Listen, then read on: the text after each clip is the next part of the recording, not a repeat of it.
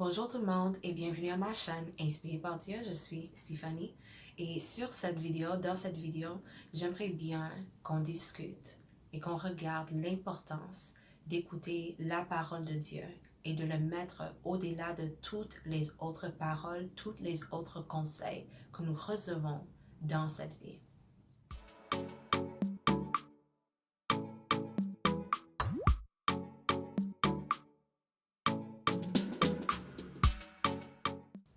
Si c'est la première fois que vous êtes ici, merci d'être ici avec moi. Et si vous êtes de retour, merci de nouveau d'avoir cliqué sur cette vidéo. J'espère que Dieu va vous bénir à travers cette courte leçon biblique. La section de la Bible que nous allons lire, c'est assez longue, donc j'aimerais bien qu'on commence tout de suite avec les versets. Et cette histoire, ça vient du premier livre des rois, le 13e chapitre.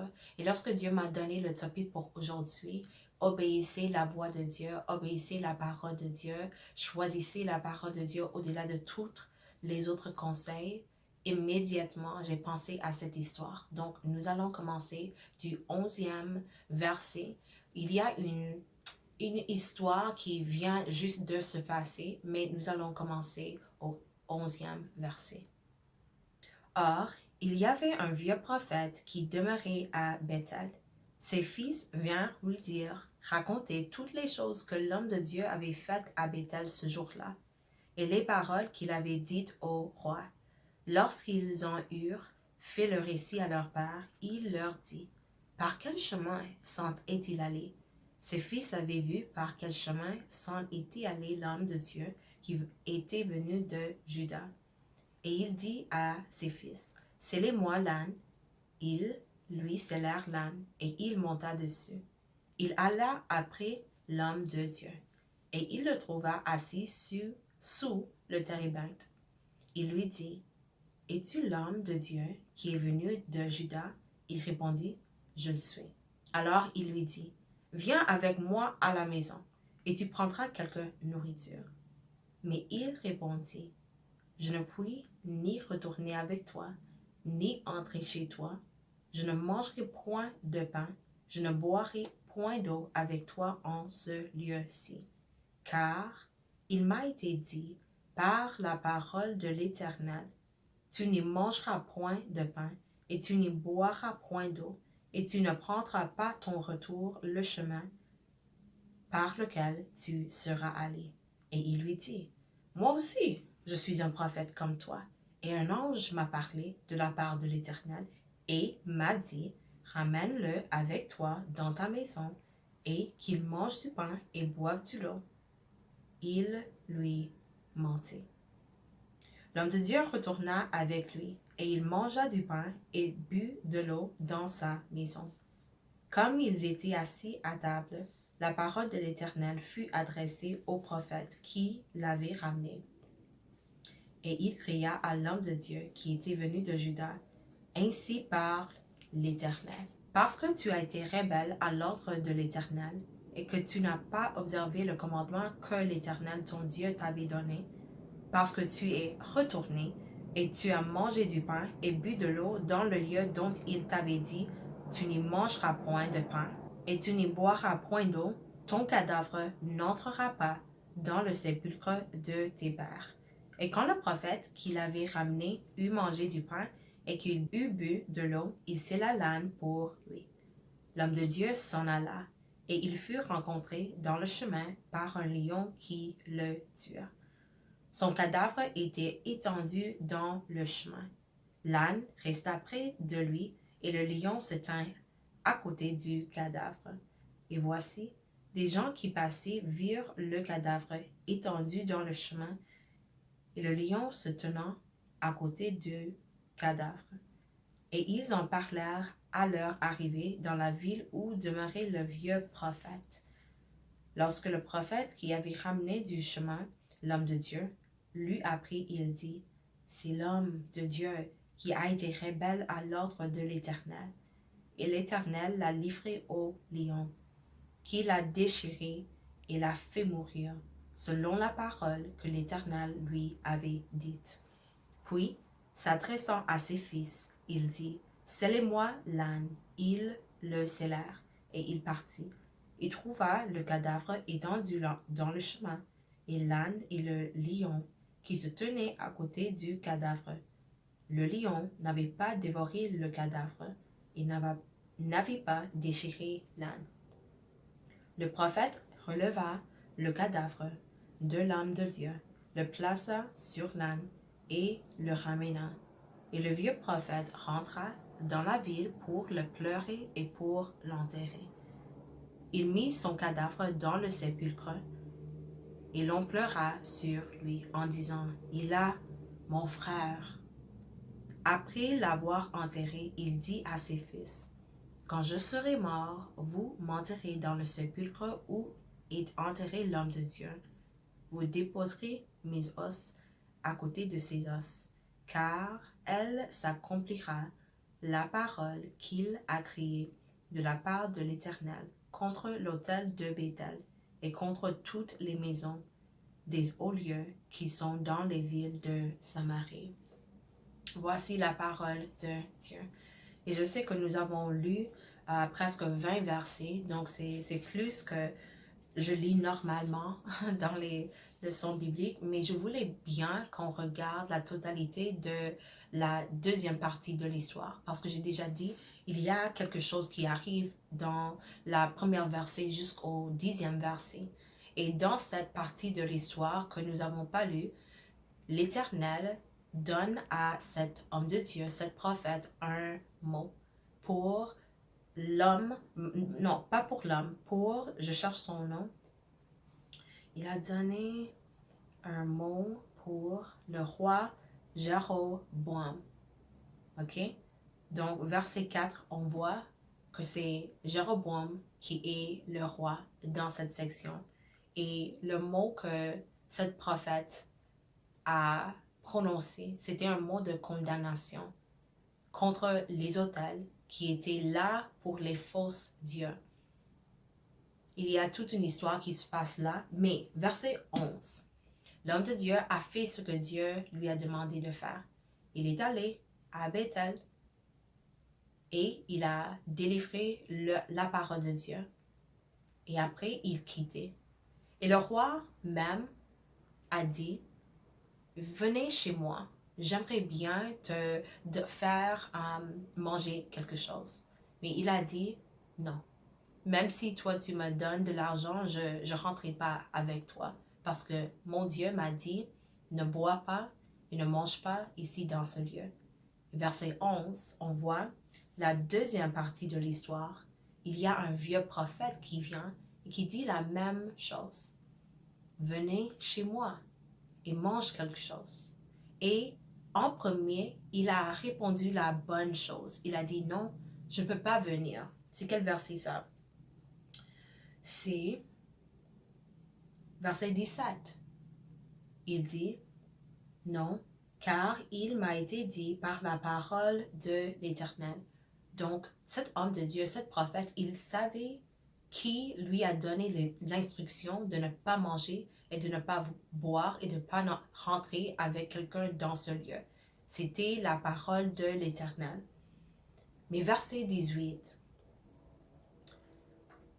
je ne sais pas pourquoi, mais à ce point-là, il décide de ne plus suivre le conseil, la parole de Dieu qui a été personnellement délivrée à lui. Et il choisit dans ce moment d'accepter un mot qui, selon le vieux prophète, venait de Dieu. Et ça ne venait pas de Dieu. Verset 18 à la fin, ça dit « il lui mentait ». C'était des mensonges. C'était une parole mensongère. Ce n'était pas la vérité. Et c'était probablement un test.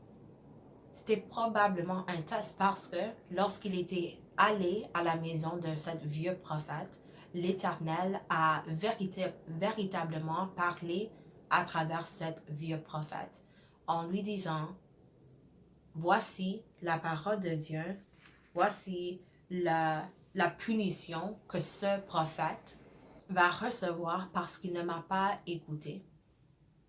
Et j'ai pas beaucoup à dire concernant cette histoire. Parce que c'est... Qu'est-ce que c'est le mot? C'est simple à comprendre. Dieu lui a dit de faire quelque chose et il était sur le bon marché. Il allait avec Dieu dans une bonne manière, soumettait à la parole de Dieu. Il est allé délivrer la parole. Il quittait. Il a été offert le fait de manger, de souper avec le roi. Il a refusé. Bonne réponse. Mais lorsque le prophète est venu dire la même chose, cette fois-ci, il a décidé d'aller avec ce vieux prophète. Et cela lui a coûté son ministère parce que, verset 32, le vieux prophète dit à ses fils, « Lorsque moi je serai mort, mets-moi, et mes os plutôt, dans cette sépulcre avec cet homme de Dieu.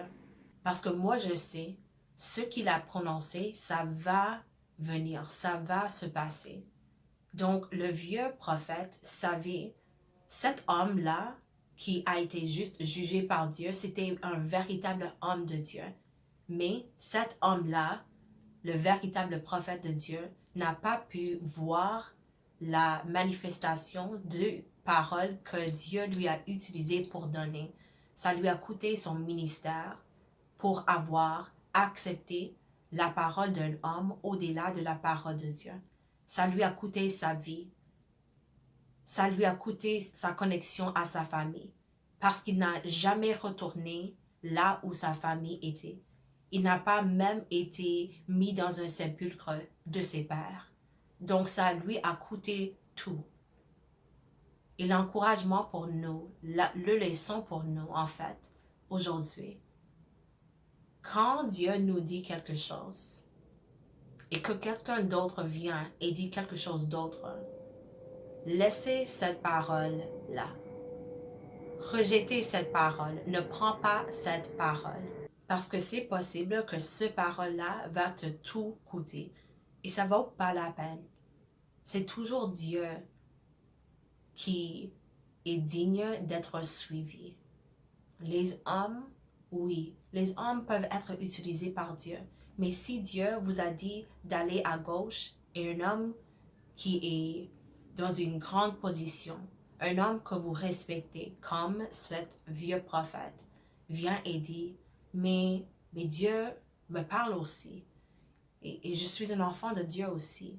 Je suis prophète aussi. Je suis apôtre comme toi aussi. Et un ange de l'Éternel m'a dit que au lieu d'aller à gauche, tu devrais aller à droite. Même si tu penses que c'est possible que Dieu utilise cette personne pour te parler, vas-y à Dieu et demande à Dieu, Dieu, est-ce que tu as vraiment envoyé cette personne pour me donner un conseil différent de ce que j'ai entendu auparavant, ce que j'ai entendu de toi directement? Et Dieu va te guider. C'est ça son parole. Jérémie 33, 3. Évoquez-moi et je te répondrai. C'est ça la parole de Dieu. Donc si on vient à Dieu et nous sommes vraiment, peut-être nous ne savons pas, Dieu, est-ce que tu es en train de changer la direction? Est-ce que tu me donnes un autre conseil à travers cette personne? Demande à lui et il est capable de te montrer la vérité. Il est capable de te montrer, non, cette personne est en train de mentir. Non, cette personne n'a pas été envoyée par moi. Non, cette personne est juste là en train de dire n'importe quoi. Mais moi, l'Éternel, je ne leur ai pas parlé. Il est capable de te donner la révélation dont tu as besoin. Donc, demande à lui avant de changer le parcours basé sur le conseil qu'un homme te donne lorsque Dieu t'a déjà dit quoi faire. Et finalement, j'aimerais présenter 2 versets qui sont corrélés à ce que nous avons lu aujourd'hui. Galates 1, versets 8 et 9. Mais quand nous-mêmes, quand un ange du ciel annoncerait un autre évangile que celui que nous vous avons prêché, qu'il soit anathème. Nous l'avons dit précédemment, et je le répète à cette heure, si quelqu'un vous annonce un autre évangile que celui que vous avez reçu, qu'il soit anathème. Rejetez la parole qui vient et qui est contraire à ce que Dieu t'a dit. Anathème, ce mot-là, ça veut dire quelque chose qui est sans espoir de rachat. Cet évangile, cet conseil, cet mot-là, c'est quelque chose qui est sans espoir d'être racheté. C'est quelque chose maudit. C'est une personne ou chose vouée à la destruction. Une doctrine, un conseil, un évangile qui est contraire à ce que Dieu t'a déjà présenté. C'est destiné à la destruction et destiné à une malédiction parce que ça vient pour s'opposer à la parole de Dieu, à l'autorité du parole de Dieu. C'est simple. Si Dieu nous parle et nous dit « va à gauche », va à gauche. Si Dieu dit « arrête », on arrête. Si Dieu dit « continue », on continue.